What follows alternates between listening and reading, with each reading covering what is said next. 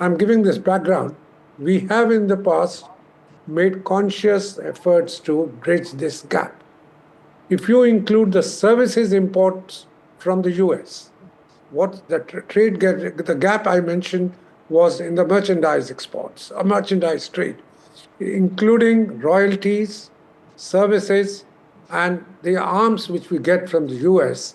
If you include that, the surplus is already in favor of the US. It is a trade balance clearly of all the goods and services, then the US is not badly off. Having said that, I'll also like to point out that the average tariff, which President Trump talks about so loudly and so frequently, that India is the highest tariff country in the world, the average tariff of the goods which we import from the US, and that includes his favorite Harley Davidson motorbikes, about which so much has been said in the last 20 years, is 13.2%. The difference and what the US levies on our exports is about 3.2%. So there is a differential of 10%. Okay. But that's not unprecedented in world trade. I did hear Dr. Surjit Bhalla talk about it and say that India is a highly taxed country, etc. All that's very fine. I wanted to just put it in with facts and figures. The differential at 13.2%, we look good. It does look considerable, but it is not humongous considering that our trade with the US is limited to $129 billion. Okay. Second point I'd like to make is that the goods which you asked me about, yes, what could get hit is we export a lot of gems and jewelry items to the US. That's probably one of our largest items. A second large item is automobiles and the components. We also export, actually, in the top 10 items which are there, we also figures petroleum. We are a large exporter because of our low cost of refining to US, China, as well as Netherlands, a large exporter of petroleum. We refine it. Some of our biggest refineries do that. Okay. And that was added in our figure for 86.5%, 86.5 billion.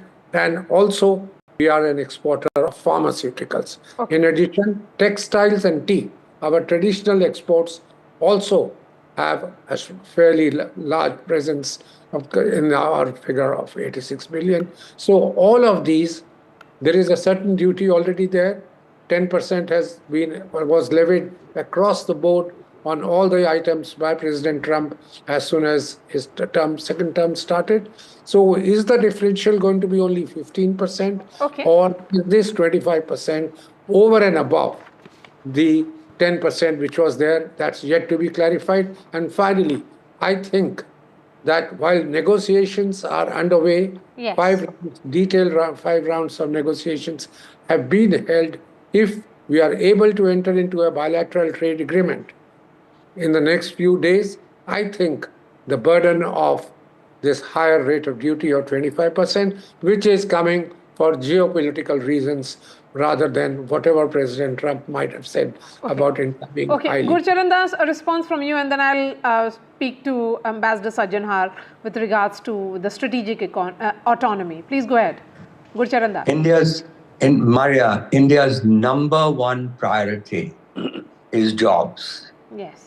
45% of our working population is on the farm, and only half of that is needed. And so therefore half is redundant. And the problem is that we have failed to create an industrial revolution. And to do so, we have to export. No nation became a middle-class nation from a poor nation without exports. So therefore, the best examples were the Asian countries, the Asian tigers who become middle-class countries. And they did it through labor-intensive manufactured exports to the United States primarily. So therefore, our tariffs need to be competitive to the East Asian, to the ASEAN countries in particular, and countries like Vietnam, Indonesia, whose tariffs are 20 and 19%. So we will be disadvantaged. And this is, if this goes through, this is bad news. Even the great Apple story that we are in the midst of, the iPhones, is threatened now with this. So the point for India is, I mean, Surjit is absolutely right. It's in our own interest to do this, Okay. to join up with the global value chains. And so this, I mean, the attitude today is still the attitude of the past. And we have to look to the future. And therefore, I would say that this is bad news. I would hope that our trade agreement could now, we should put some priority and energy and urgency to the trade negotiations, because frankly, India needs the United States. So it's in our own interest to look to the future. And therefore, I think that really if this goes through, this is bad news for India. We are giving up our future if we allow this kind. And it is, as Surjit pointed out, it's our fault that we are in this situation. And so let's do what is in our own interest. Okay. Ambassador Sajanar, how do you think this tariff decision will affect India's strategic autonomy? Because given Trump's criticism of its defense ties, our defense ties with Russia and energy trade amidst this entire Ukraine war. Yeah, thank you very much, Maria. If you permit, I'll just make one or two comments on the discussions we've been having so far. I think having low tariffs is something like talking about motherhood and apple pie. Everyone says it's very good to have low tariffs. And it's not that India has said that we will not have low tariffs. We have stated we are going to have low tariffs. We have reduced tariffs on 90% of our goods that are coming from the United Kingdom. We have signed FTAs with Australia. We have signed FTAs with UAE. We are going to have an FTA with the European Union. With the United States, it was only a bilateral trade agreement. It was a mini agreement trade deal. It was not a full-fledged FTA. And there also, I think there was, comments have been made, we need to give priority, energy. I think we've been giving priority and energy. That is why Prime Minister Modi visited the United States on 13th of February, within a month of Trump taking over, because we are interested in this relationship. Our Commerce Minister, their Commerce Minister, they have come to India. We have tried to negotiate this deal. And there are a couple of items. All others, what I understand from press reports, they were resolved, but there were issues like, some of the agricultural products, soya, etc., that Mr. Trump is particularly interested. As far as dairy products are concerned, as far as GMOs are concerned, those are some of the red line issues on which we have stood firm. And I think what Mr. Trump has come out and the sort of language that he has used, I think it's both an unfriendly act and an unfriendly language, in terms of, obnoxious, and it shows the peak. He is trying to sort of, make a point. Now, coming to, the point, the last point here also is, it's not only that the penalty that he's talking about is ultra vires the WTO. It is, the coercion that he is using to reduce tariffs outside the ambit of the WTO. That is also ultra vires, because that is the platform. WTO is the platform where countries go to discuss and decide and negotiate tariffs. And we have negotiated our tariffs on different products, on different countries in the WTO. So we are very much in consonance with our international and global rights. Now, as far as, the question that you have put, I think it definitely does leave a bad taste in the mouth. But then that having been said, I'll make 2 points. Number one, our relationship with the United States is not based only on trade. There are so many other issues, whether it is technology, whether it is defense, whether it is our diaspora, whether it is, in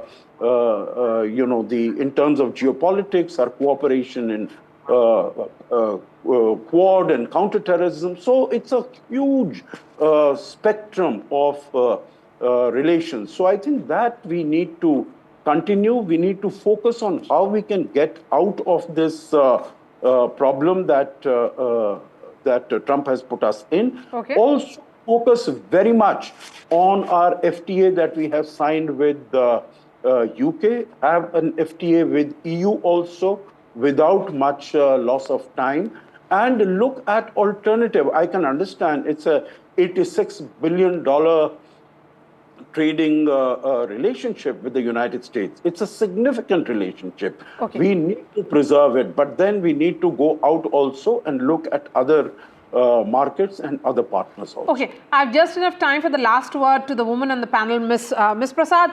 What options does India have through WTO, bilateral diplomacy or counter tariff to respond to this? Maria, you see, a number of options are available. As per the rules, number one, you can go and dispute against this.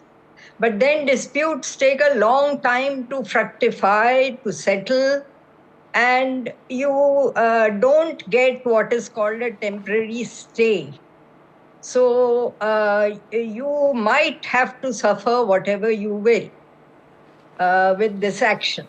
That is one. Second, you retaliate, have the guts to retaliate and say that if this is done unilaterally, we will be forced to do something unilaterally on the items that the US exports to India. But we need to actually take very studied action. We need to read the fine print. This has to come out as a notification. It can't come out as a social media statement.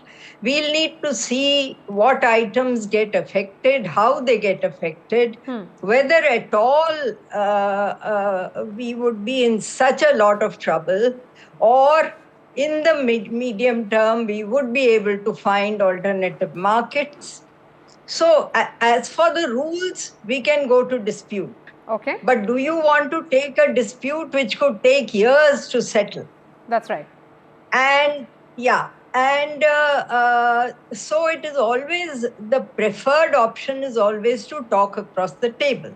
Okay. What is called our Article 22 consultations, which are prior to taking a member state to dispute. So we can at the most start Article 22 consultations if we want to be very tough on the rules. But the ideal thing would be to sit across the table and talk it out. All right. The second point I really want to make is that this whole business about a bilateral deal is again outside the rules of the WTO. There's nothing like a bilateral deal that you can have, because whatever tariffs you reduce or increase would have to be multilateralized.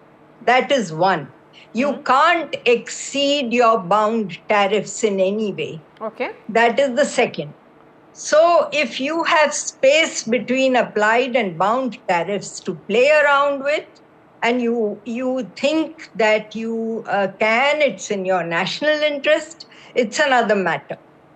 But to say that this will remain a bilateral deal, I really don't think so, because either you have an FTA, which is a derogation from WTO rules, which you can have just bilaterally, but this kind of a deal, which is neither here nor there, is certainly not going to be restricted to the United States. All right. The competitive exporters might make better use of it than the United States. All right, Ms. Prasad, a pleasure having you on my show. Ashok Janhar, Gurcharan Das, Ajay Dua, thank you for joining us Thank you so on the much. show tonight. Thank you. Shifting focus to another story now, the Pahalgam horror is still fresh in country's mind. The anger with Pakistan has not subsided, nor will it anytime soon. In such a situation, in such a scenario, is a cricket match with Pakistan feasible and tolerable? BCCI has green flagged India-Pakistan match on September 14th in UAE as part of the Asia Cup tournament, but the decision has outraged citizens who are asking, is this the time to play cricket with Pakistan, especially when India has snapped all its trade ties with Pakistan? Will BCCI prioritize country over cricket? First up the story, then I bring in the guests. Talks, no. Trade, no. Airspace, no. Water, no. But cricket, to play or not to play. They're up against Amid the national debate over India-Pakistan's match in the upcoming Asia Cup tournament in UAE, the legends have upped the game. Seniors India team has pulled out of the World Championship of Legends semi-final against Pakistan. The WCL is being played in England and India and Pakistan did not face each other in the league stage. But will the BCCI take the Legends lead and boycott the Asia Cup matches with Pakistan? India has snapped all ties with Pakistan since the Pahalgam terror attack. The scheduled India-Pakistan match at Asia Cup on September 14 has evoked strong reactions. BCCI has come under severe criticism for going ahead with the match, though the emotions are still running high over Pahalgam and post-Operation Sindoor. From social media, the issue also spilled into Parliament, where AIMIM MP Asaduddin Owaisi questioned the board's nod for the game.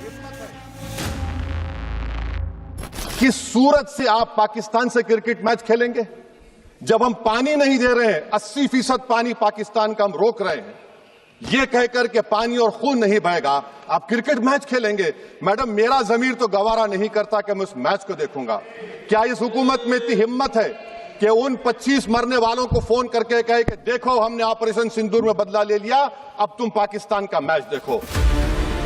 However, top sources have confirmed to NDTV that the clash will not be cancelled. They maintain that this is not a bilateral contest but a match in a multi-nation tournament. If India does not play or forfeit the match, it will give Pakistan a huge advantage. This will be like giving them a walkover, which is not desirable. India and Pakistan are likely to come face to face on 3 occasions in the UAE. The issue has also divided the cricketing fraternity, while former captain Mohammad Azharuddin is against India playing Pakistan. Former captain and BCCI chief Saurav Ganguly has changed his tune and is now for sports to go on. I was always very clear on that. If you play with everything, otherwise don't play. I mean, this is for anything, for that matter, for anything. So when you don't have good ties, there's no point. Playing in ICC tournament or the ACC tournament. India-Pakistan cricket has always depended on government permission. So if the government allows the games to be happen, it will happen. India-Pakistan have always played in Asia Cup and World Cups. The bilaterals have not been happening for a while. So nothing has changed. The Sports Ministry has maintained that any bilateral sporting engagement with Pakistan is out of question at this point. But in multilateral contests, it would go by the Olympic Charter, which prohibits any discrimination based on political issues, which is why the government has stated that it would not stop Pakistan from coming to India for international events. However, the 8-nation Asia Cup is not an ICC event and will be conducted by the Asian Cricket Council, ACC, which is currently led by the Pakistan Cricket Board chief. But can sports go on when nothing else can? Can profit override national sentiment and patriotism? Will the men in blue go the legends' way, or will the BCCI continue to have its say?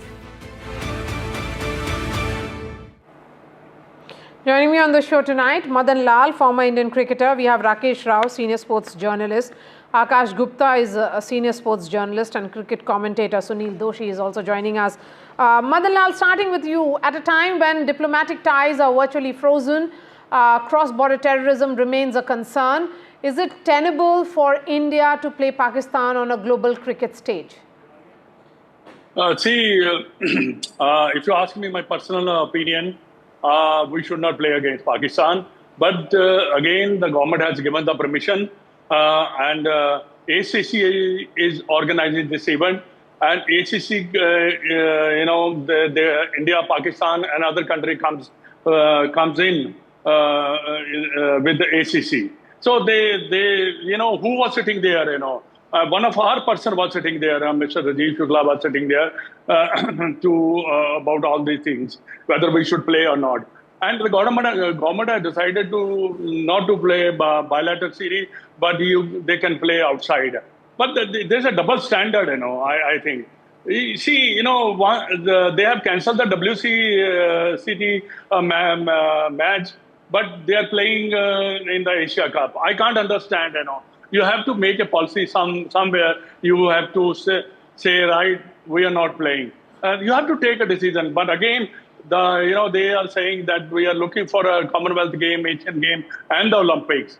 And looking at all these things, projecting the country, they have given the permission and all. Okay. Whenever this India-Pakistan match comes, series comes, so there is always going to be controversy. Pakistan is not going to stop. They're going to do the same thing again and again. Okay.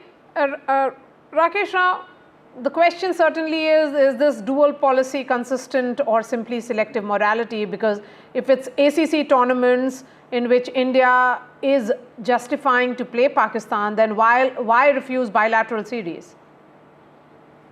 Maria, I have been very, very clear on this, no matter whether there was, there's this thing about India choosing to play at neutral venues or not. Once you decide India is not going to play Pakistan, that's it. In the sense, after what happened in Pahalgam, our ministers say that the Operation Sindoor is not over, it's still on. And then BCCI, obviously with the connivance of the central government or the express consent, Rajiv Shukla goes there. I mean, in fact, he attends the ACC meeting. Obviously, when he says yes, he could have taken that decision on his own. That means government has backed BCCI's proposal to whether to play Asia Cup or not. If you remember, not so long ago, India had made it very clear that we are not going to take part in the Asia Cup. Don't forget, it's an ACC tournament, all right, but India is the host. What prevents you from saying, take away the hosting rights from us? The situation doesn't allow us to play this time around. Let the situation be any different. Nothing has happened. Even if you go into appeal in a court of law, the first, and if you seek relief or anything, the first thing that the judge asks is, what has happened between the last date of hearing and today? There has to be a different situation, a different set of proof for you to seek relief. Here, there's no such thing as happened. India has just decided, all right, where they're hiding is that it is not a bilateral thing. It is a thing where a lot of other countries are there, multilateral stuff. That we have heard it all in the past. But what happened to Pahalgam? What happened to Operation Sindoor? What happened to the sentiments of the common man on the street? I fail to understand this. I mean, I'm actually appalled, which I've maintained.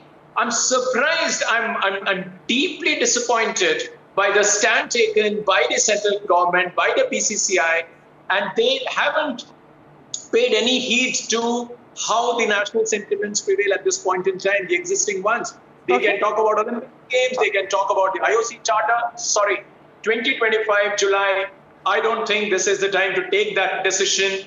Within 100 days of what happened, we have forgotten everything, and we still want to ensure that cricket and cricketers don't suffer. I don't back that at all. Akash, the point here is that if we are not playing Pakistan, and if the government decides that there'll be no question of having any kind of sporting ties with Pakistan, shouldn't that be formally announced? I mean, why, if after every terror act, when the government has responded in the last 10 years, we have seen some kind of chatter around some tournament, some cricket engagement with Pakistan, and then it comes to a neutral venue. Why have any ties at all? Shouldn't India agree that when it is about Pakistan, there'll be, it's almost a case of banning a sporting nation? You have to unmute yourself, Akash. I completely agree with you, Maria. This is actually something that I have been talking about on a couple of shows as well. See, I think the two things here. One is that this is a case of complete confused messaging. Because on the one hand, you are trying to tell the world that stamp Pakistan with the stamp of being a terrorist state. And on the other hand, you want to go ahead and play cricket with Pakistan. Now, if I could go back in time, there was a time when South Africa was under apartheid law, and India was one of the first, if not the first country, which said we are not going to have any cricketing relations with South Africa. So I completely agree that some sort of very clear messaging needs to come out where everybody is on the same page and they say, look, if we are not having anything to do with Pakistan, and if we have no relationship with them whatsoever, and for just cause, then why go ahead and play cricket with them, regardless of whether it's a multilateral tournament? The messaging that comes out is we are not playing bilateral cricket with Pakistan, but when it comes to multilateral tournaments, there are certain compulsions. And of course, there's the financial angle, there's the whole economy of cricket that has to be taken into account. I understand that. But at the end of the day, for the common man, for the person watching on television or cheering in the stadiums, he or she is not going to understand these nuances. Because on the one hand, you are saying this is what Pakistan is doing. They're coming in and they are literally killing Indians. And on the other hand, you're saying, let's go and play cricket with Pakistan. Now, there is a certain argument, Maria, that politics and cricket and politics and sport overall should be separated. And I am all for that. But this relationship that India has had with Pakistan, especially given what happened in the recent past, has changed all of that. That is point number one. Point number two, I think it is high time that someone steps up to the plate and takes responsibility to take this call. Now, if you ask the BCCI, they will say that at the end of the day, it's the government's call. And let me put this very, very clearly on the table. The fact that Mr. Naqvi announced it on social media that these are going to be the dates of the Asia Cup, he could not have done it without being told that he has got a green light from the Indian side as well.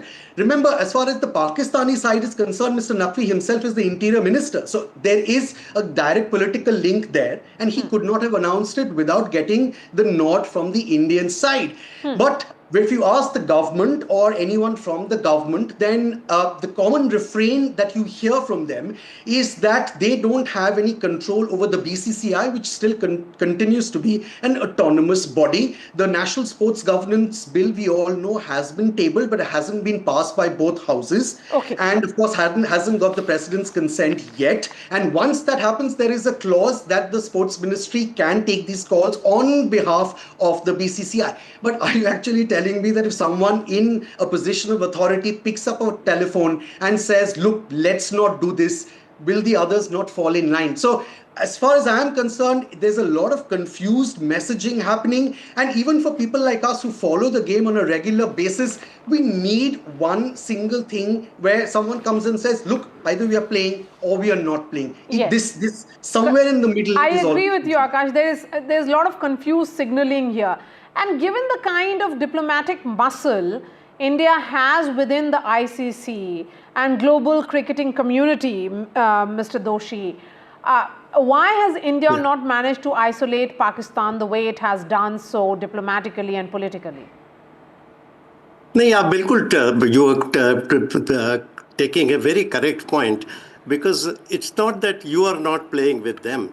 Basically, they should be separated from the whole cricketing and other sporting activities, because जैसे कि हम हिंदी में भी कहते हैं कि आतंकवाद एक असभ्य हरकत है और जो वो क्रिकेट है वो सभ्य लोगों का खेल है।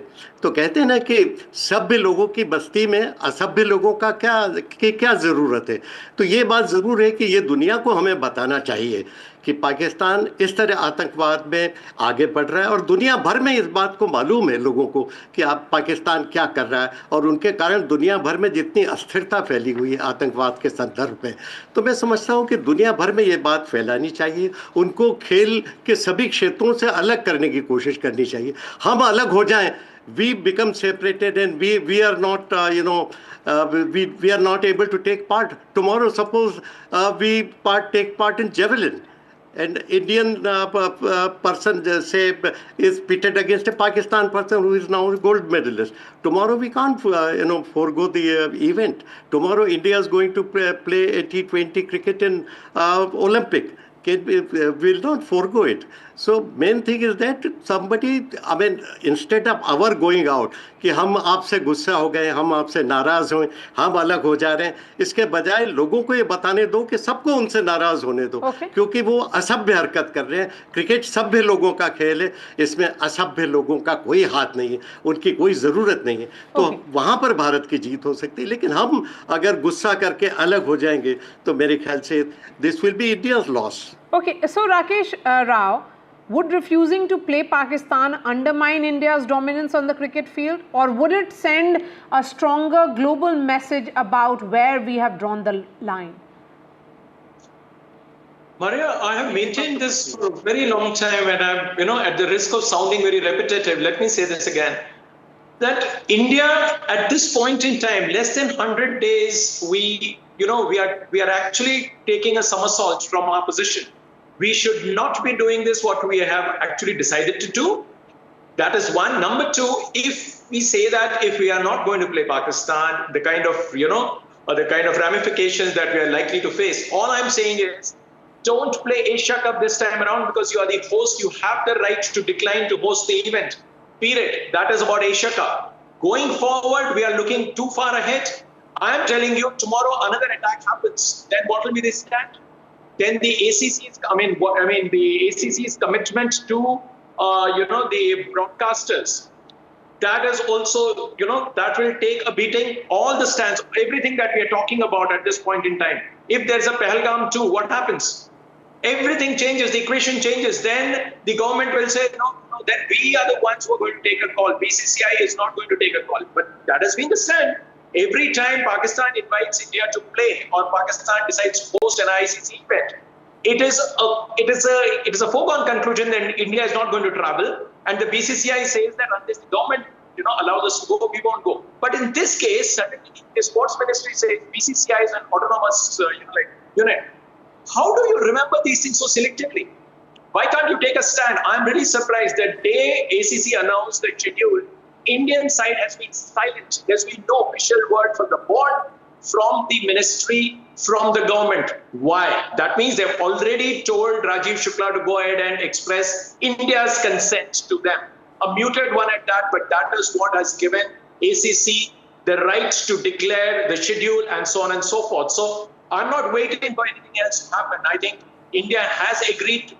Tomorrow we are going to see India going to play there. But I wish and play something happens between now and September 9 and India doesn't play. That is A. And boycotting Pakistan on every kind of a platform, it doesn't matter, because India is a cricket-loving country. If Nadeem and Neeraj are up against each other tomorrow, nobody is going to bother. Nobody is going to say, why is Neeraj taking part in the same event? But India and Pakistan playing even an under-19 cricket tomorrow, that will become headlines, and me and you will be sitting on a show like this and talking about it. It doesn't happen with any other event. Let there be athletics, let there be table tennis, badminton, any sport. Nobody gives a rat's ass there. But the point is, you have to understand that India-Pakistan cricket, be it a women's cricket game or 2020, anything, everybody wakes up. That is what the problem is. So boycott Pakistan as far as Asia Cup is concerned. Just take a decision, not to host the decision. That is because we are the host. Let things happen as they happen. But this time of the year, this time in time, please don't play Pakistan. Okay, so then in that case, Madan Lal, one may ask, what will it take for India to take that stand? And also, can India really afford to pull out of an ACC tournament match without facing fines or sanctions? Or do you feel that BCCI can lobby for changes in the ACC's stance on ties with state sponsors of terror? See, Maria, BCCI is not going to pull out. They're going to play. It's as simple as that. मैं आपको बताना चाहूँगा कि नहीं करेंगे ये, और इनका ये डिसीजन भी नहीं लेंगे. डिसीजन इन्होंने जो लिया है, that's why they are playing. And Nakabi, there is another thing, which is a commercial angle. This India-Pakistan matches makes a lot of money, and Pakistan needs money. We are better off, financially. But nothing is going to happen to the Indian cricket team. They're going to still the same. But it is going to damage Pakistan, not us. But stand कौन लेगा? Nobody is going to take a stand. I'm telling you. Whatever you say, Pulwama की आप बात करते हैं, हमारे जो लोग हैं कितने ज्यादा उनको आहिस्ता आहिस्ता बोलते चले जा रहे हैं. ये बड़ी गलत बात है. कितने लोगों ने, जितने भी ज्यादा लोग शोर मचा रहे हैं, भी हमें नहीं खेलना चाहिए, ये नहीं करना चाहिए, तो उनकी हमदर्दी के लिए कौन गया है वहां पे? कहाँ उनको लुक आफ्टर करने के लिए लोग जा रहे हैं? जिनके तो चले गए, जिन लोगों की डेथ हुई है, उनसे जाके पूछिए ना, वो क्या फील करते हैं? वो तो बेचारे, उनके लिए तो सारी उम्र का लिया वो दाग दबा लग गया. बट ये हमारी आदत है, हमारी हैबिट है. We keep on forgetting. And then it comes to the cricket matches, then it comes to the financial, then it comes to the ICC tournament, the ACC tournament. We're not playing at home, then we're playing outside. It's going to be same like this, whatever you say is going to be the same. But if I ask me, I will never have any tie with Pakistan, because unless they stop all this terrorism, that sort of thing. That's my personal view. And they will do it again. You wait for 1 year or two. You have made a very passionate argument, and so have Rakesh Rao, sir. But I want to understand then, why is it continuing? If this is not really reflecting the national sentiment, the Indian public feels today that Pakistan should be punished. You have stopped, we have put the Indus Water Treaty in abeyance. Then what is stopping you from ensuring that even the cricketing ties are stopped? Why do you think we are not able to do it? Because we are not strong enough to take a decision. Simple as that. Because आप decision ले लीजिए ना, एक बार कि हम नहीं खेलेंगे. और सेंटीमेंट जो लोगों के हैं, वो देखिए, ये हमारे कंट्री में बहुत एक बड़ी आदत है. ये 15 दिन, 20 दिन, 50 दिन, 100 दिन, उसके साथ आहिस्ता हम उसके ऊपर पानी फिरता चला जाता है. जो कि जिनके, जैसे मैंने पहले भी कहा ना, जिनके चले जाते हैं लोग, उनको पूछिए, उनके लिए तो एवरीथिंग इज गॉन. सो ये चीजें, स्ट्रॉन्ग डिसीजन लेना बड़ा जरूरी है बीसीसीआई के लिए. बट डिसाइड तो बीसीसीआई नहीं किया, यहाँ गवर्नमेंट ने डिसाइड किया ना. पब्लिक ने तो डिसाइड नहीं किया. यहाँ पर पब्लिक अगर आप ओपिनियन लेंगे तो पब्लिक तो हमेशा कहे कि आप मैच मत खेलिए पाकिस्तान के. तो ये that's what my opinion is कि it's going to be like this all most of the time. All right, Madan Lal, Rakesh Rao, Akash and Sushil Doshi, really appreciate your time. Thank you so much. We certainly hope, because there's a lot of time till 14th of September, there is a rethink on this, because that's not reflecting the national sentiment of the country. An India-Pakistan match at this point is certainly avoidable. A quick break and then we return with some more news.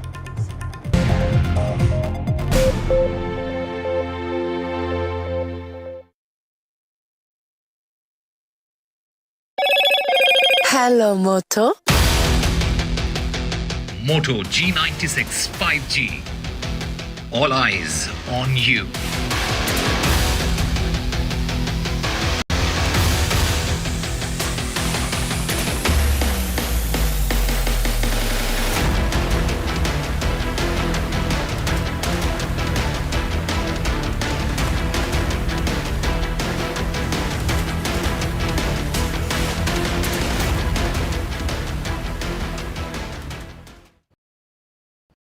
तू ही तो है जिसकी सच्चाई वाली clarity की वजह से मैं आज यहाँ हूँ। गोल्ड प्लस सिल्वॉक्सी मिरर्स, ऐसी क्लैरिटी कि आपको सिर्फ सच नजर आए, चाहे कितने भी साल बीत जाएं।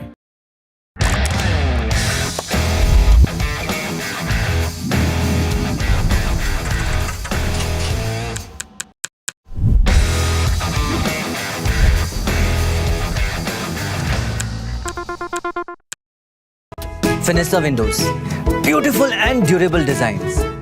इंस्टॉलेशन से मेंटेनेंस की लाइफ लॉन्ग कस्टमर सर्विस। आपके घर में फिनेस्टा नहीं है तो कॉल कीजिए। Finer Fenesta. If it matters to you, if it matters to you, if it matters to you, it matters to India. It matters to India. And it matters to me. And it matters to me. India matters with Shivaru.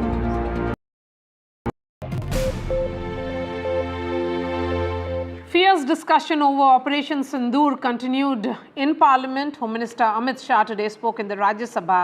This came a day after his fiery speech in the Lok Sabha.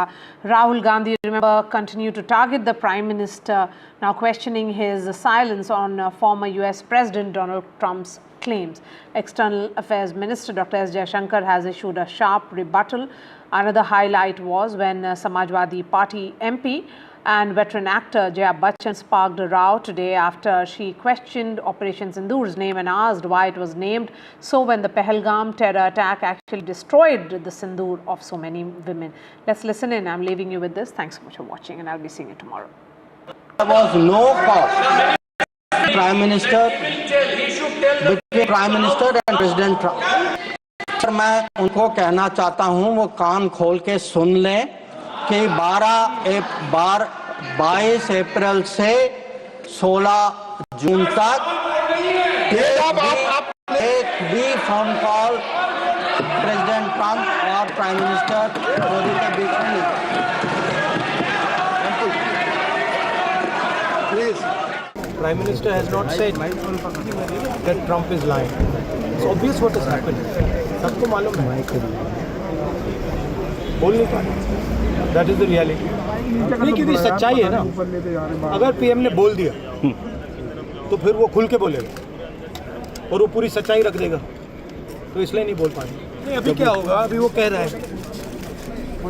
वो कह क्यों रहा है? क्योंकि वो अपनी trade deal चाहता है तो वहाँ पे दबाएगा इनको। आप देखना कैसी ट्रेड डील बनती है। एक तो मैं आप लोगों को बधाई दूंगी कि आपने ऐसे लेखकों को रखा हुआ है जो बड़े बड़े नाम देते हैं। ये नाम सिंदूर दिया क्यों? सिंदूर तो उजड़ गया लोगों का, जो मारे गए, जिनकी पत्नियां रह गईं। प्लीज आप बोलिए। प्लीज आइदर यू स्पीक और आई विल स्पीक। जज आप बोलिए प्लीज। Address the chair. मैं छोड़ूंगी। You address the chair. I will not. जो आप बोल रहे हैं वही रिकॉर्ड में जाएगा केवल। जो आप बोल रहे हैं वही रिकॉर्ड में जाएगा। When you speak, I don't interrupt. When a woman speaks, I never interrupt. So please, mind your tongue. अब पृथ्वीराज चौहान अकेले नहीं है। उनके बाद जया बच्चन भी कहती है कि ऑपरेशन सिंदूर का नाम सिंदूर क्यों रखा। सोचे किस प्रकार की मानसिकता है। मतलब कि पहले ऑपरेशन महादेव के नाम पर सवाल खड़े करते हैं, सांप्रदायिक बताते हैं पृथ्वीराज चौहान। उससे पहले उदित राज ने बोला ऑपरेशन सिंदूर सांप्रदायिक है, और अब जया बच्चन बोलती हैं कि सिंदूर नाम क्यों रखा। आपके पास लेखक बहुत अच्छे हैं Jaya Bachchan ji.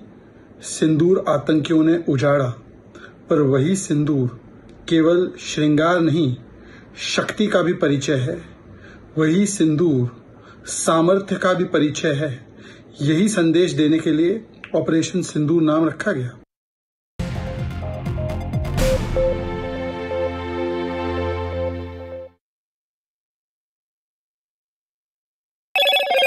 Hello, Moto.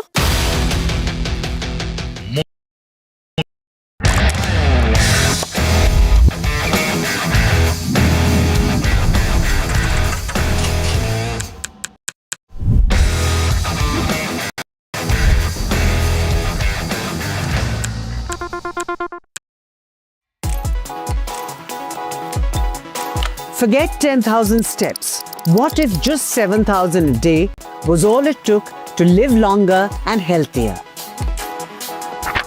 A major new study published in the Lancet Public Health has found that walking around 7,000 steps a day is strongly associated with better health and a lower risk of dying early. Researchers analyzed data from over 160,000 adults and found that people who walk approximately 7,000 steps a day had significantly lower risks for a wide range of chronic diseases. Compared to those who walk just 2,000 steps daily, these individuals saw a 47% reduction in all-cause mortality, 25% drop in cardiovascular disease, 14% lower risk of type 2 diabetes, 22% reduction in depression, 38% decline in dementia risk, 28% fewer falls, and a 6% reduction in cancer risk. Unlike earlier studies that mostly focused on heart health or death rates, this is the first major research effort to comprehensively examine the impact of daily steps on multiple health outcomes. The review included 57 studies, of which 31 were analyzed in detail through meta-analysis, making this the most extensive data set to date on how walking affects health. Interestingly, the study also shows that even 2,000 steps per day provides better health outcomes than being inactive, while benefits for some conditions like heart disease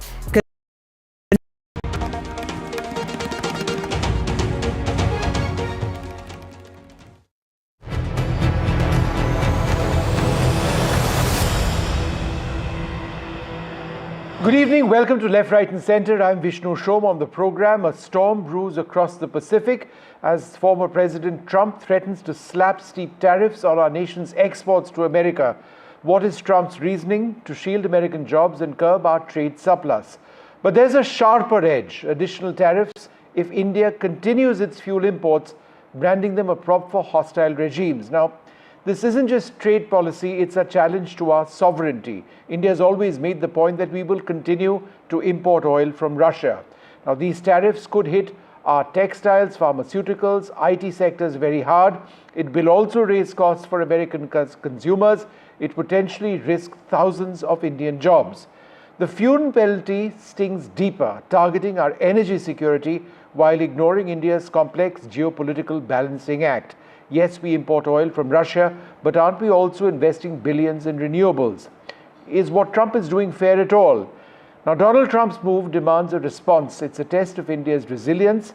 Some say that we face these challenges and we'll work that relationship with America once again. Well, joining us now, Ambassador Manjeev Puri. I'm also joined by Dr. Anshul Avijit of the Congress and Rajat Sethi, the economist. Ambassador Puri, how do we resolve this mess with America? Vishnu, thank you very much for having me on the program. Look, we have an ongoing set of relationships with the United States. And even on the matter of tariffs, their trade team is coming here towards the end of August. Look, I don't think this was particularly unexpected. The figures, exactly 25%, etc., may have been expected to be a little lower, 17 that the Indonesians got.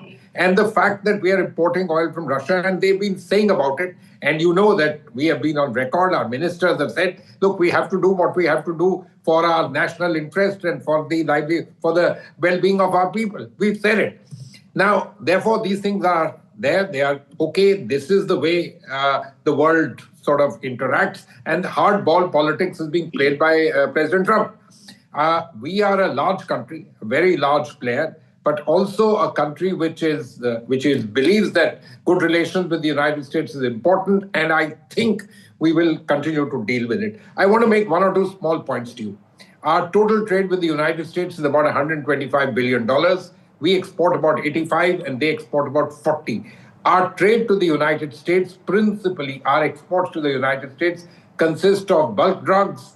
I'm not so sure they can easily replace them so easily, and polished diamonds, etc.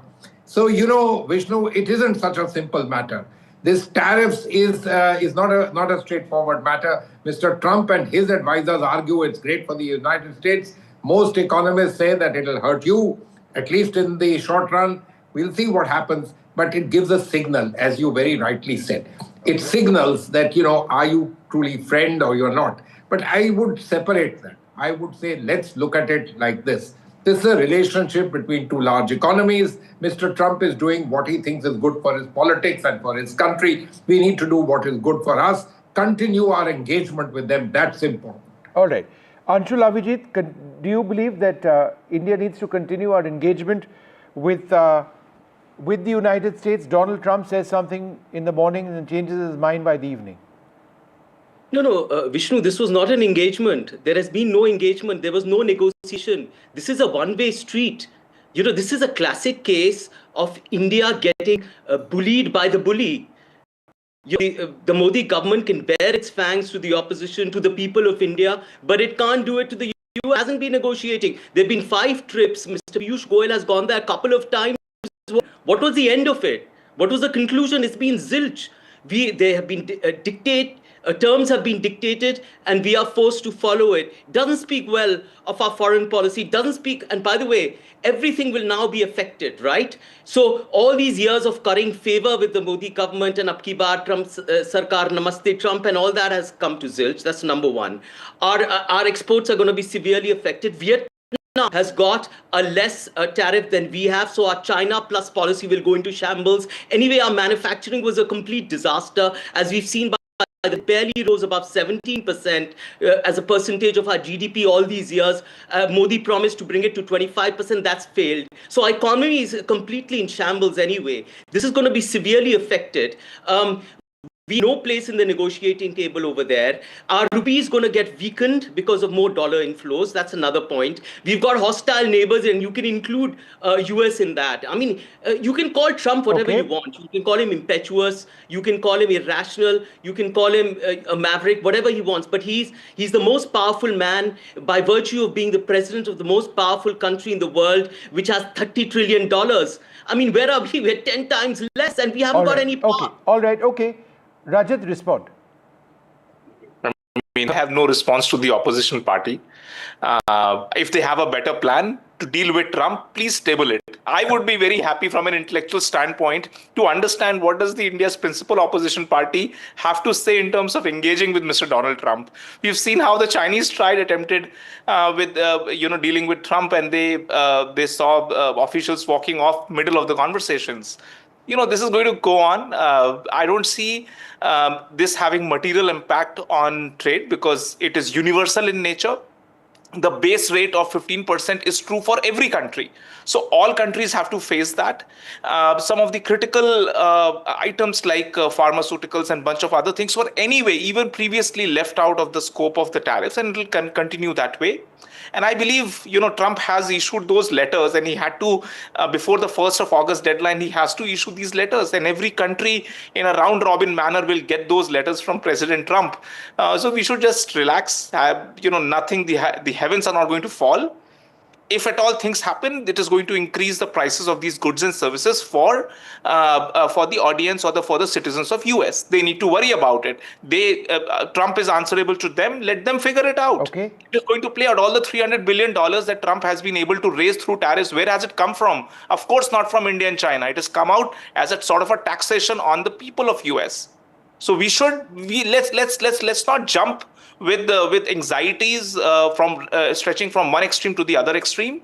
To have a more sort of a longish view, India-US relationships is not going to change with one president coming in or going. It is a larger sort of a relationship between two very, very big countries, and look at the long arc, not at small events that happen.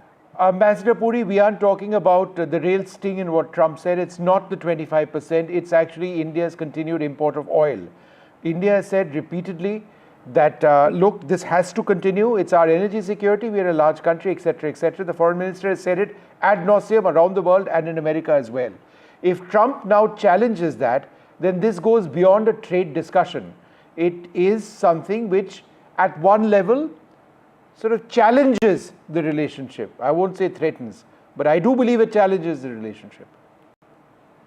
Vishnu, you are absolutely right. And Vishnu, please pardon me. I am not a member of the government anymore. I'm a retired former Foreign Service officer. I don't want to answer our friend from the Congress party.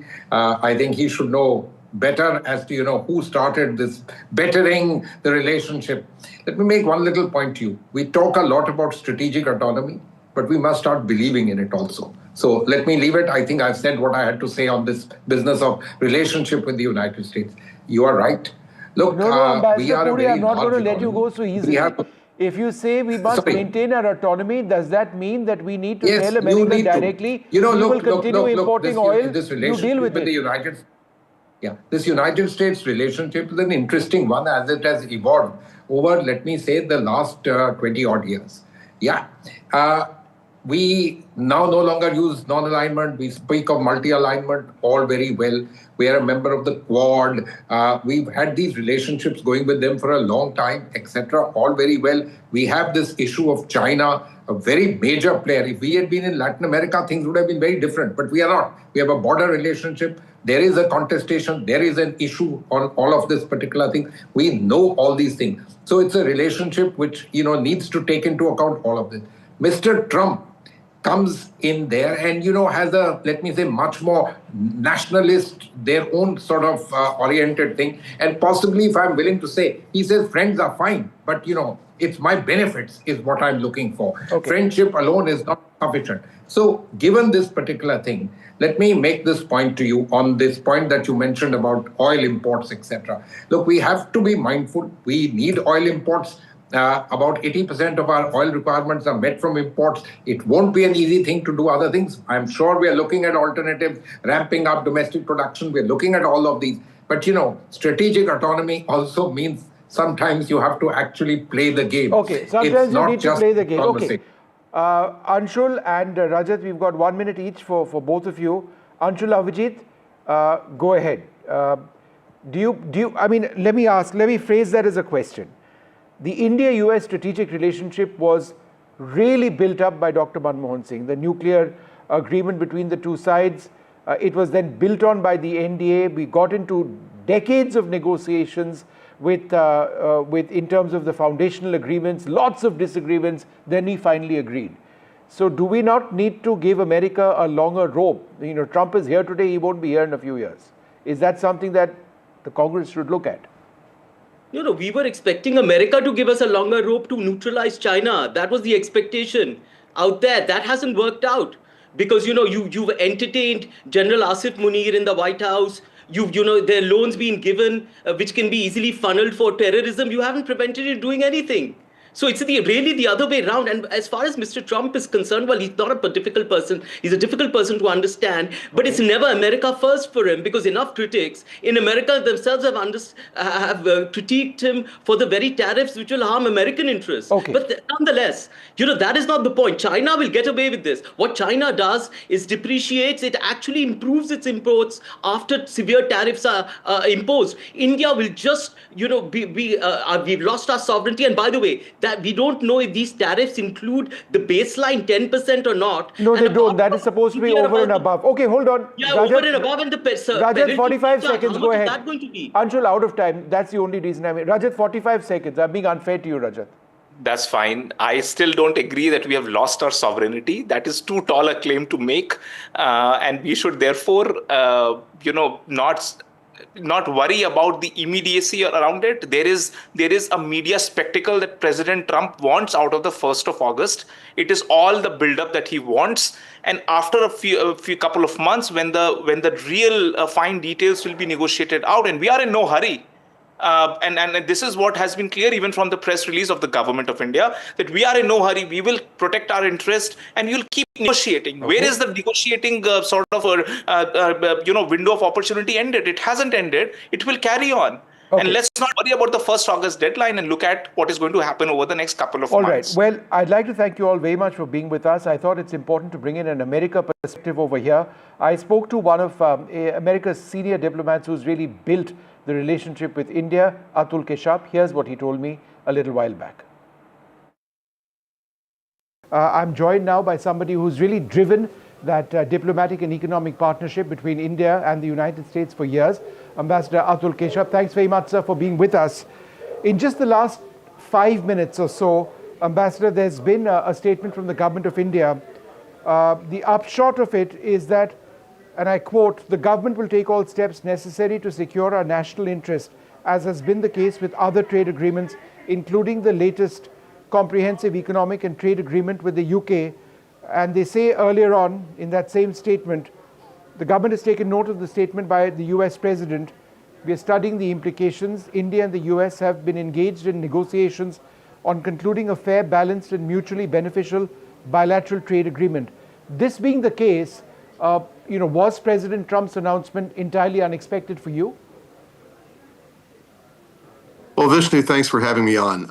Look, I think just hearing that Indian government statement, it sounds very reasonable and measured, and is entirely in keeping with a country that does some careful thinking before it acts. So let's see where this goes from here. But from my perspective and that of the business community, and I'm speaking to you from Los Angeles, where we just had our US-IBC 50th anniversary summit here. We need to see this deal done. It is an important psychological signal of confidence in both directions. It reinforces the strategic, economic, and technological convergence between the United States and India. In the absence of a deal, especially if, as you said, the EU, Japan, Vietnam, Indonesia, and others have deals, then it starts to create some uncertainty in the US-India relationship. So my suggestion would be, respectfully, that this is a time where both governments have done some very careful negotiating. There's been some very important concessions made by both sides. Clearly, there's some impatience because it's been about a month, as far as we've heard, since the deal was essentially concluded by the negotiators, and it hasn't yet been struck. And so from the business community perspective, we would wish that it be struck. And so if the leaders can pick up the phone and talk to each other, work through this, come to an agreement that helps enhance India's competitiveness, its access to the gigantic American market, that would be good. So I'm hoping that we can get it done. And we're at the goalposts now, the finishing line, whatever you want to call it. And there's been a little bit of public negotiating happening, but that means that we are at the point where it needs to get closed off. I think the bigger concern beyond the deal is the reference to India's continued import of Russian energy. Now, that's something where the government of India doesn't want to bend at all. They've made it very clear. You've seen the foreign minister travel all over the world. We have a huge population, massive energy requirements. Is that a deal breaker? Well, India has been a prime mover and first mover on these trade negotiations. It was first in line in many ways. The prime minister was a very early visitor to the White House. There was that wonderful joint statement that came out that reflected all of our fantastic work together. And I would note on this the great things we do, like the Nisar launch and the Axiom launch and so much else. So what's happening in this negotiation is that there is, I think, a clear desire by the White House that there be more Indian energy purchases of U.S. hydrocarbons and U.S. molecules. Other countries have taken a different tactic where they have come out with announcements before the deals were even struck about the things that they would be purchasing from the United States. This was mentioned in conversations over the months since the election about the possibility of buying more American defense articles, more American energy, more American agricultural goods. So that, in the absence of those announcements, I think what you're getting is this. But this is now a point where India can decide how it wishes to react. And India is a sovereign nation. It will do whatever is in its best interests. But there's an opportunity here for India to remain part of the system that shapes the global norms on trade. India is an important country. It's a growing country. It has greater and greater influence. The business community remains very interested in India. So the opportunity exists for India not only to preserve its access to the American market for pharma, for textiles, for agriculture, for jewelry, for engineering goods, and so much else, but also to enhance its status as a rule maker in these trade deals and not just a taker. No, but Ambassador Keshav, in as much as many want that US-India economic relationship to really prosper, I do believe it's the mention of India's import of Russian weaponry and certainly the continued import of Russian energy, which would attract additional tariffs, which could potentially be some sort of deal breaker. And even if it's not a deal breaker in the context of a trade agreement, it does appear to take put the relationship under an element of strain, because this is something that India is not willing to give up on, our autonomy. And Foreign Minister Jaishankar has repeatedly said that there are double standards in the West. For example, he's spoken about double standards in Europe on their partial dependence on Russian energy as well. Be that as it may, India will always seek to continue with that. Now, if America, as arguably our closest strategic partner, says, you do that and we put tariffs on you over and above the other tariffs, then does that not put strain on that relationship which you have worked, among others, to really push? Well, look, we're in different times. The president has shown his frustration with Vladimir Putin. The president tried rather forcefully to arrange a ceasefire between Russia and Ukraine. That failed largely because of Russian recalcitrance. And look, I get the need to keep the lights on and to keep the energy and the economy flowing everywhere around the world. That is something that a country like India absolutely needs to do, given that it has a very large population. But with regard to the Europeans, they have been stepping up. They have been giving weapons to Ukraine. They have been giving political support, financial support. They have been trying their best to see that Russia does not essentially conquer or annex an independent member state of the United Nations. And so I think what's happening here is you're seeing some of the frustration in the American system about the war continuing, many, many thousands of civilians being killed unnecessarily, the president having tried very hard. Now, look, I don't speak for the U.S. government or for the White House, but I do think that there has to be an understanding of rising frustration in the United States, and I think that's what you're seeing coming out of the White House now. And so I go back to where I really spend my professional career. Can we, in the midst of all of this geostrategic tension and churn, strengthen the U.S.-India relationship? The U.S. and India face the same challenges, the same great power competition. In fact, some of the same adversaries. And we're better off together than we are apart, especially if there becomes a real crisis in Asia in that great power competition. And this is where I would urge both governments to think long-term about the long-term standing of the U.S. and India as part of the Quad in the Indo-Pacific, what it would mean to come to a reasonable trade deal that has been well negotiated by both sides, professional negotiators in India and America. I think now is the time for the two leaders to speak to each other, pick up the phone, close the deal, cement further our strategic convergence, economic convergence, technological convergence, lest things get worse. And I think, we've got to act. No, absolutely, because to not act after all this work has been done would be disappointing. Already reactions from Indian industry are along expected lines. They're very disappointed. The Federation of Indian Chambers of Commerce and Industry says, and I quote, FICCI disappointed by 25% tariff, secondary sanctions. The move is unfortunate, will have a clear bearing on our export. We hope high tariffs will be a short-term phenomena. Detailed deliberations are underway, etc., etc. But, that's one major Indian, business sort of chapter. We are expecting a statement from the Confederation of Indian Industry as well. So many Indian sectors of the Indian economy are badly exposed now if there are tariffs. Pharma, for example, so many Indian companies, just off the top of my head. If the two leaders don't get on the phone and sort this out, I just don't know what to say, Ambassador Keshav. I'm at a loss of words.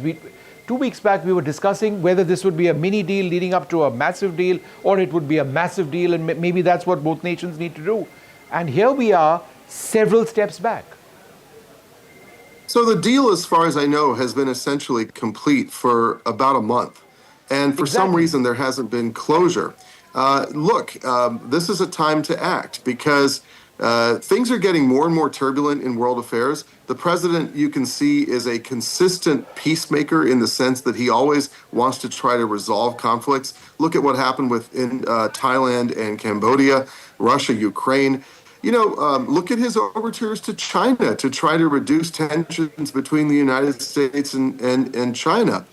This is where, as someone who runs a large trade council with 200 of the largest companies in India and America, we would want Washington and Delhi to cement their bilateral relationship and their relationship within the context of the Quad by actually concluding this agreement. It is, as you said, dangerous if we do not. India risks being left behind. The U.S. market is a $30 trillion market. Our economy is growing at 3%, which is, sprinting by developed world standards.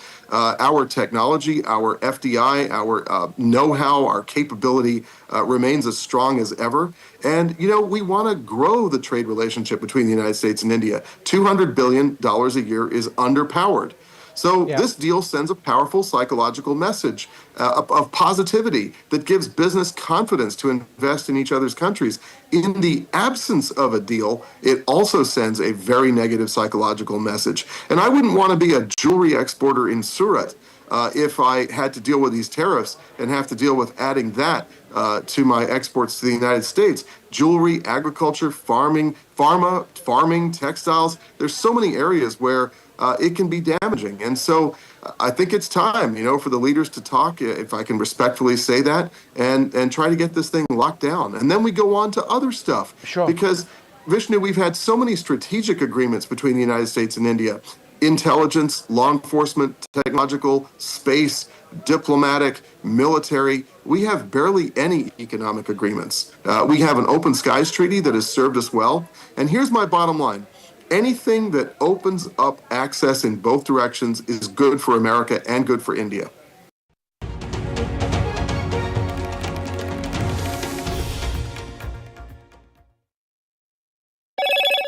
Hello, Moto. Moto G96 5G. All eyes on you.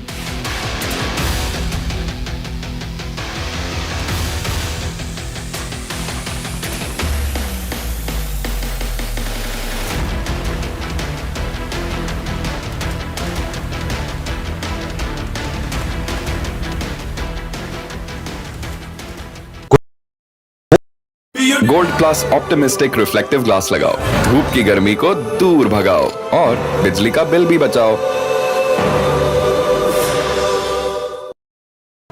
फिनिस्टा windows, beautiful and durable designs, installation से maintenance की lifelong customer service. आपके घर में फिनिस्टा नहीं है तो call कीजिए। Fine, finer, Finesta. If it matters to you, if it matters to you, if it matters to you,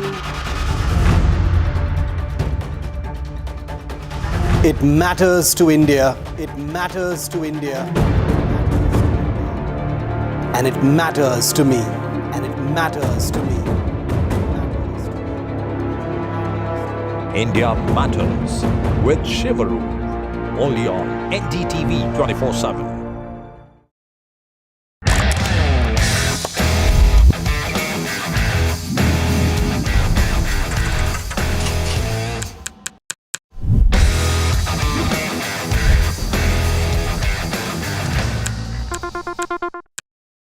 That's huge.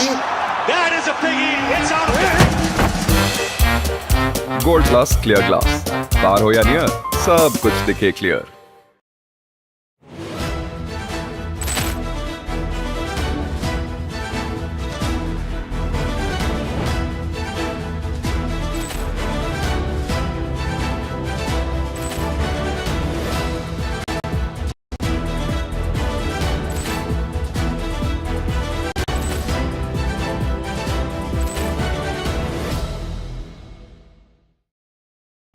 फिनिस्टा windows, beautiful and durable designs, installation से maintenance की lifelong customer service. आपके घर में फिनिस्टा नहीं है तो call कीजिए। Fine, finer, Finesta.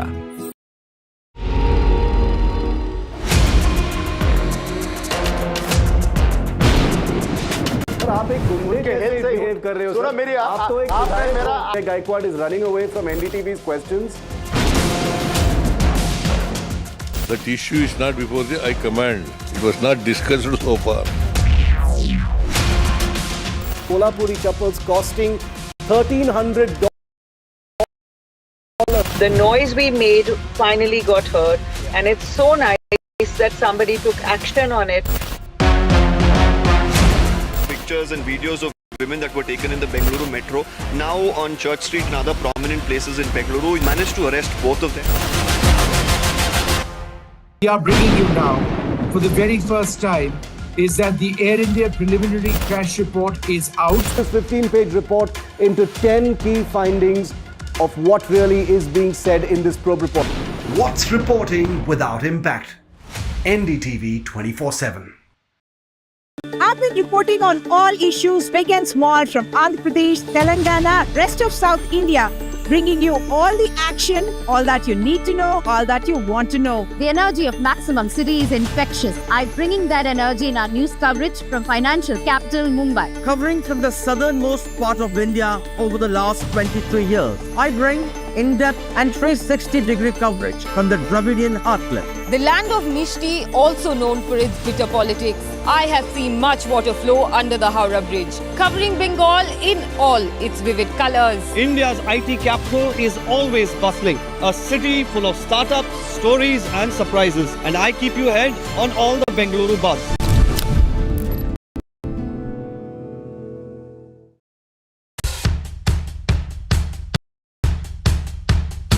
The markets move fast. And so should your portfolio.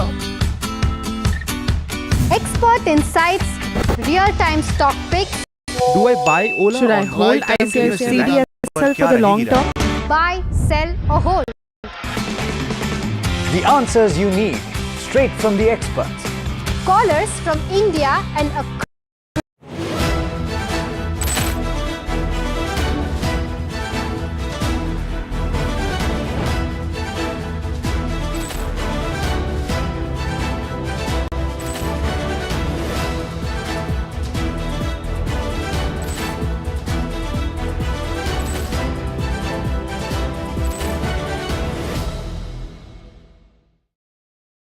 Finessa windows, beautiful and durable designs. Installation से मेंटेनेंस की लाइफ लॉन्ग कस्टमर सर्विस. आपके घर में फिनेस्टा नहीं है तो कॉल कीजिए. Fine, finer, Finesta. So, sir, your work is heavily rich in impeccable artisanship and craft, I must say. And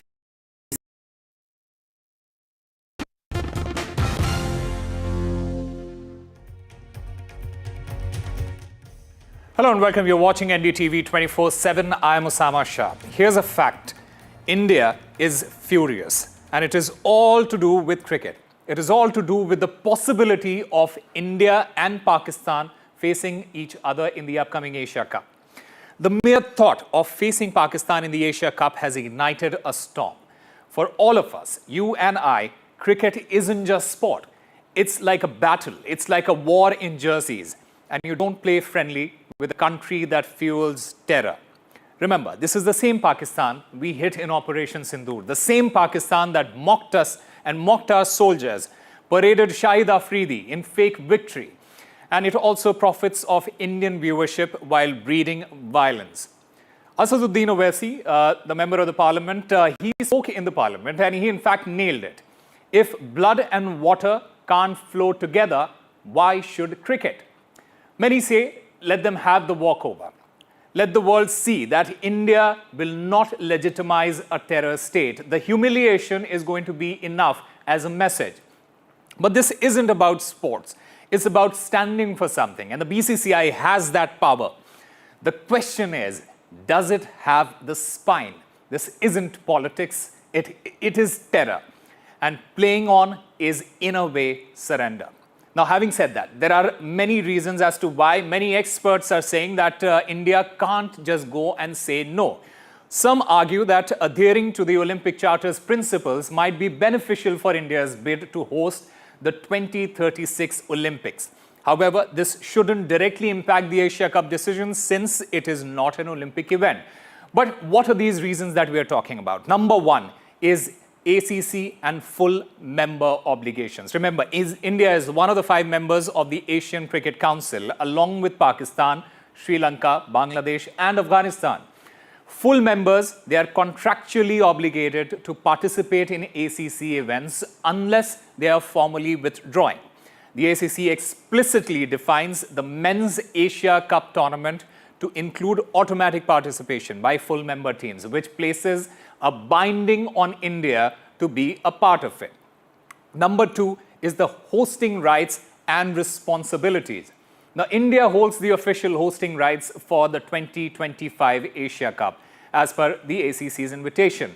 Now, even if matches are shifted to neutral venues, in this particular case, it has been shifted to UAE due to political tensions, India still remains the formal host, and hence it is expected to supply administrative as well as cricketing input.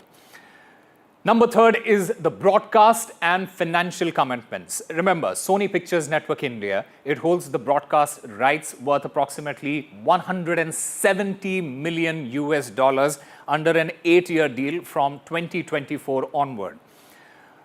Another point is ACC revenue sharing model. It gives each full members 15% of broadcast revenue, with India withdrawing. That contract and all those contracts would need renegotiating, destabilizing ACC's financial model and hurting other board members' revenues as well.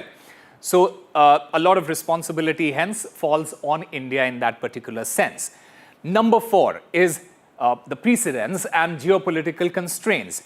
Remember, in 2023 and again in 2025, during the Champions Trophy, India refused to travel to Pakistan. Instead, a hybrid or neutral venue model was adopted, with India playing elsewhere, in this particular case, UAE.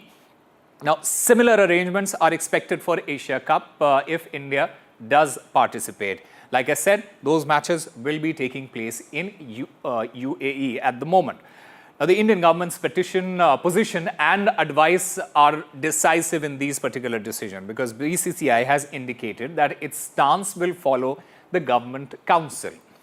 Now, another important part is the political leadership in ACC. The ACC is currently chaired by Mohsin Naqvi, the Pakistan's interior minister. He is also the head of the Pakistan Cricket Board. The BCCI, in fact, reportedly conveyed its withdrawal verbally to ACC, but a unilateral exit may provoke legal and governance disputes with ACC structures as well. There have, in fact, we'll come back and speak to the former India cricketer, the legend himself, Mr. Syed Kirmani, and get his thoughts around what it means for an India-Pakistan match to happen and what are the repercussions if it doesn't. But all of that after the break.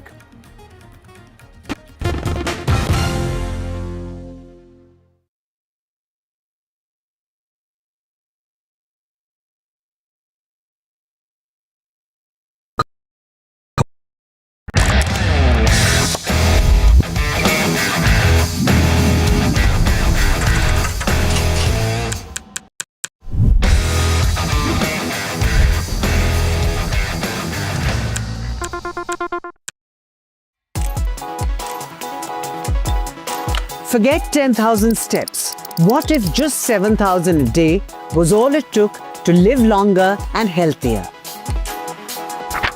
A major new study published in the Lancet Public Health has found that walking around 7,000 steps a day is strongly associated with better health and a lower risk of dying early. Researchers analyzed data from over 160,000 adults and found that people who walk approximately 7,000 steps a day had significantly lower risks for a wide range of chronic diseases. Compared to those who walk just 2,000 steps daily, these individuals saw a 47% reduction in all-cause mortality, 25% drop in cardiovascular disease, 14% lower risk of type 2 diabetes, 22% reduction in depression, 38% decline in dementia risk, 28% fewer falls, and a 6% reduction in cancer risk. Unlike earlier studies that mostly focused on heart health or death rates, this is the first major research effort to comprehensively examine the impact of daily steps on multiple health outcomes. The review included 57 studies, of which 31 were analyzed in detail through meta-analysis making this the most extensive data set to date on how walking affects health.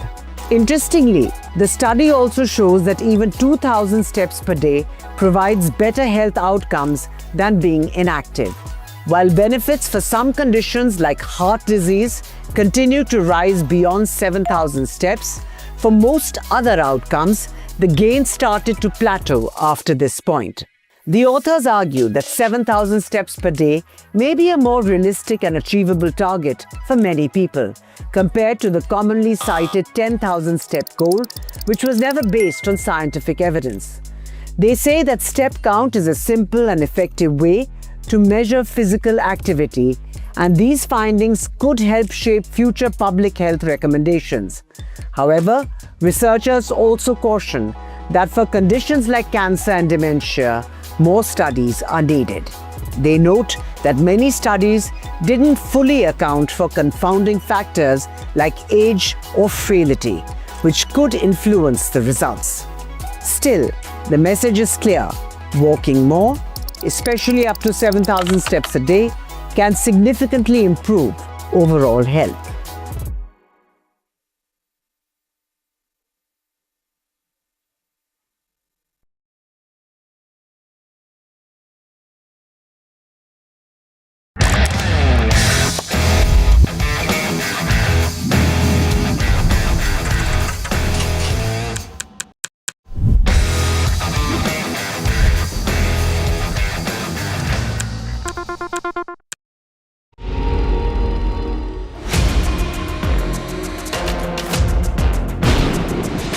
आप एक गुंडे के health से behave कर रहे हो sir. मेरी आप तो एक Gaikwad is running away from NDTV's questions. That issue is not before the High Command. It was not discussed so far. Kolhapuri couples costing $1,300. The noise we made finally got heard, and it's so nice that somebody took action on it. Pictures and videos of women that were taken in the Bengaluru metro, now on Church Street and other prominent places in Bengaluru. We managed to arrest both of them. We are bringing you now, for the very first time, is that the Air India preliminary crash report is out. This 15-page report into 10 key findings of what really is being said in this probe report. What's reporting without impact? NDTV 24/7. I've been reporting on all issues big and small from Andhra Pradesh, Telangana, rest of South India, bringing you all the action, all that you need to know, all that you want to know. The energy of maximum city is infectious. I'm bringing that energy.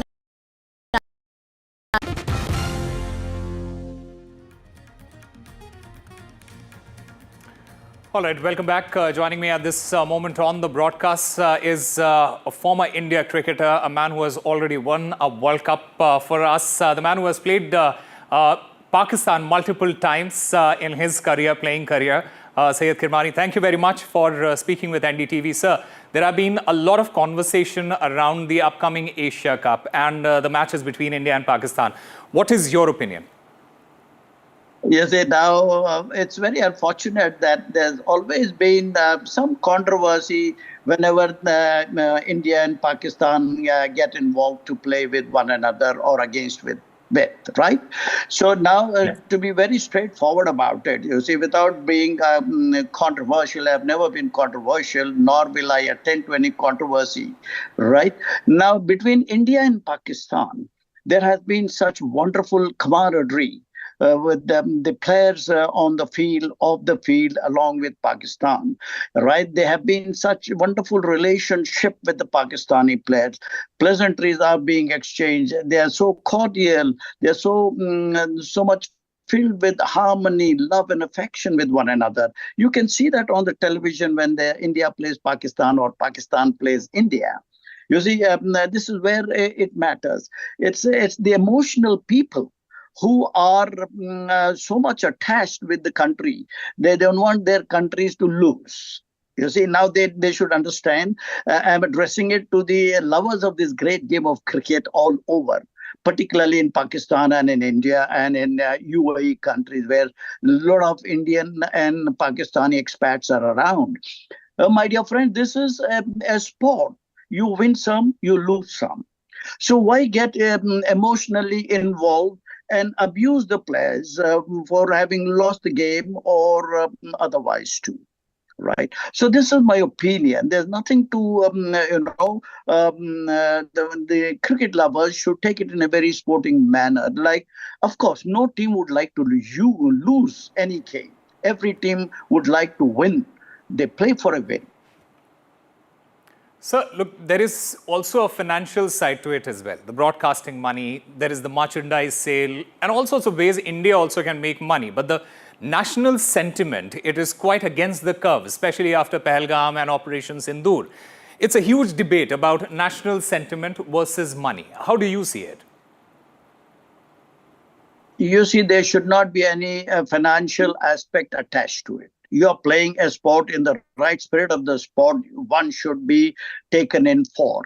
No finances included. I will never go into any financial aspect of it, and not any conflict which goes in between the countries. No, this is a purely sport which has to be taken in a very sporting manner. I mean, this is my reading, and this is the way it should be, right? And not club it with the finances or the conflict which has taken place, unfortunately.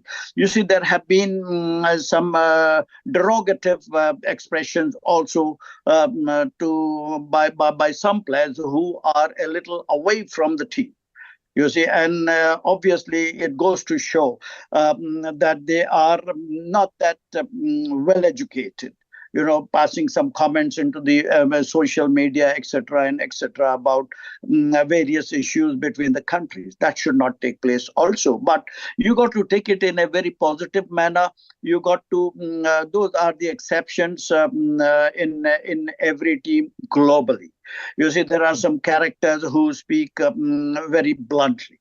And that should not deter the spirits of the game and the gentlemanness on the field. All right, sir, India's position as far as any sort of ties is concerned, India has a very clear stand saying, look, until and unless terror stops, we will have no ties with Pakistan, and that includes cricket as well. Having said that, BCCI listens to the government. What should be the BCCI doing in this case? You see, now we have to go abide by the laws of the country. Right, BCCI and the government are interconnected with one another. You see, the BCCI and the ICC go along with the government's decision. Right, with due respects to whatever the outcome between the two countries or any country for that matter. You see, this should be not clubbed along. Side. So they should not be now. Now there are political personalities who are connected with the board, BCCI. So there got to be some mutual understanding between the government and the board for them to come to a good understanding, leaving behind